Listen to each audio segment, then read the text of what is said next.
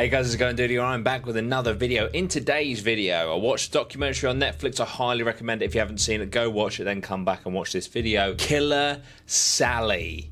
The big question, was it premeditated or was it self-defense? Before we jump into the Killer Sally case and my little review of the documentary, I just want to give a shout out to my patron of the day. And today, the patron of the day is Scott Evans. Scott, thank you so much for being a patron, dude. I really appreciate it. I appreciate all of my patrons. If you'd like to become a patron, we've got lots of bonus content and great stuff over on the Patreon. You can become a patron for as little as £1 a month. Okay, let's take a look at Killer Sally. So Sally was born in Allentown, Pennsylvania, and was unfortunately raised in a very violent household, to a point where she says in the documentary that it kind of made her believe that abuse was essentially second nature to a relationship. Now, she grew up defending herself from abuse, and it hardened her as a person. And in the 1980s, she went on to begin bodybuilding, making a bit of a name for herself, and joined the Marines. Now, Ray Mcneil was born in North Carolina, and he was raised by his aunt. Now, Ray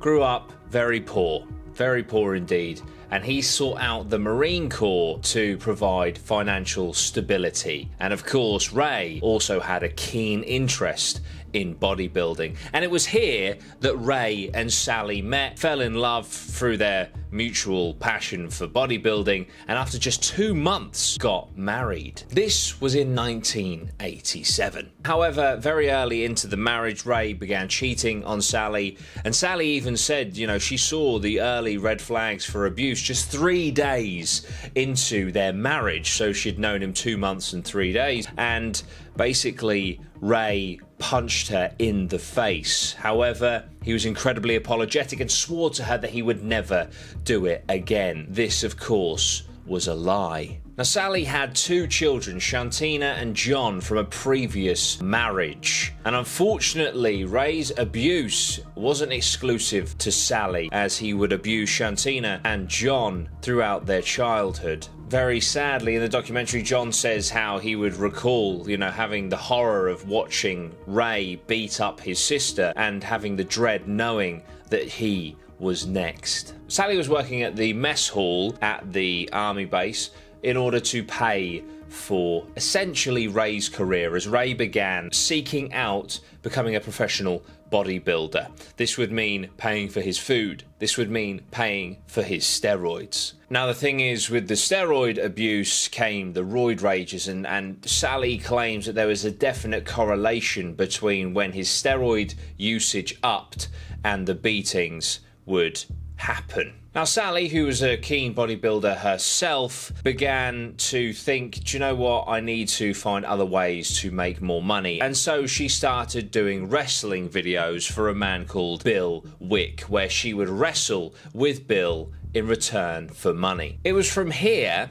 that Sally adopted her stage name, ironically, Killer Sally. Eventually, Sally kind of realised, you know what, there's a market here for men that like being wrestled by muscular women, and rather than just working exclusively for this Bill guy, rather than being exploited, she said, by this Bill guy, do you know what, I'm gonna do it myself. So she went solo, and she began apparently charging men $300 an hour to wrestle with them. She claims that she never had sex with them. It wasn't, you know, like that at all, but she just dominated these men, and they enjoyed being put in certain promiscuous positions by a muscular woman and thrown about and stuff like that, and would pay $300 an hour for it. It's safe to say that, you know, Ray and Sally's relationship was incredibly toxic. All of their friends around them hated their relationship because they were so bad for each other. Yes, Ray was incredibly abusive, and it's unforgivable. However, Sally was no saint.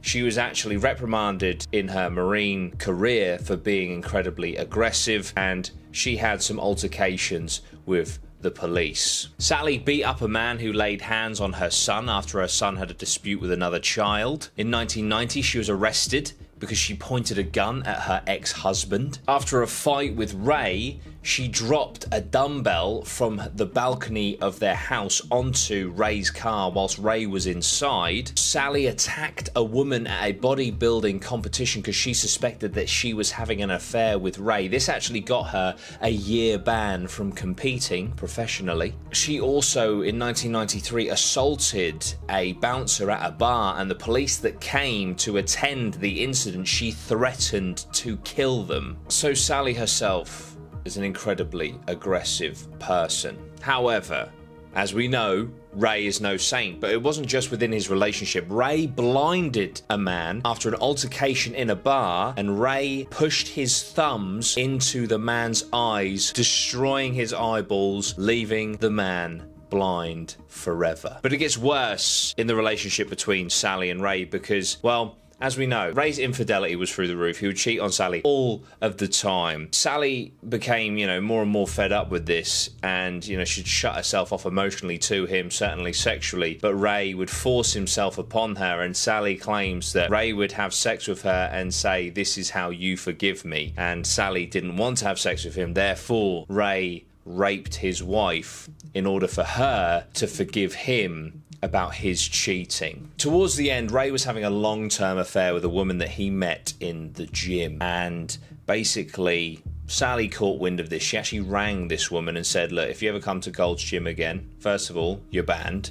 Second of all, I will beat the crap out of you if I see you in there." Now, it's believed by Ray's friends that Ray was actually planning on leaving Sally with this woman, and it was in the final days, in the lead up to his death, that he was telling his friends, "Look, I'm out, I'm gonna leave her." Did that have anything to do with it? Let's talk about the murder itself. Now, I found mixed things from the documentary and other articles as to where Ray was on Valentine's Day of 1995 in the evening. In the documentary, Sally says that she thought he was in like a bar or with the woman that he's cheating on her with, and so she begins to get ready to go to that bar to see if she can find him. But in an article that I've read, apparently of the police reports, it says that Ray had gone to buy some chicken at 8:30, but the shop he normally goes to was closed, and so he was searching around. They ended up buying more expensive chicken and wasn't home until closer to 10:30. So whether he was out cheating, out buying chicken, Sally was alone on Valentine's Day, and it was certainly the evening of Valentine's Day, and then Ray came home later than he should have. Now, an altercation began, and apparently in a rage, Sally began essentially taking the piss out of Ray and his size. He was a few days out from a competition, and she knew that he had a lot of insecurities about his size anyway, and always has. It's very common within the bodybuilding world to have body dysmorphia, and so she preyed on that essentially and said, you're not big enough, you're never going to be good enough, you're not going to win, etc., etc. And in Sally's recall of events, he lost it. He went ballistic, he pulled her down to the ground, and he began choking her. She genuinely believed that she was about to die.